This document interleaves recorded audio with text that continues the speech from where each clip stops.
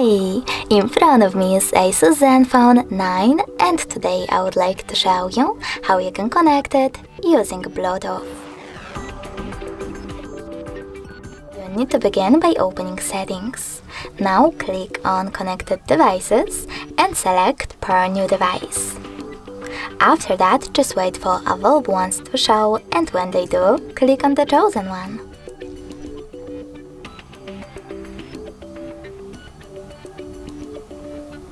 In this pop-up, you need to select Pair and wait for the other device to accept your connection request. As you can see, my devices were successfully connected.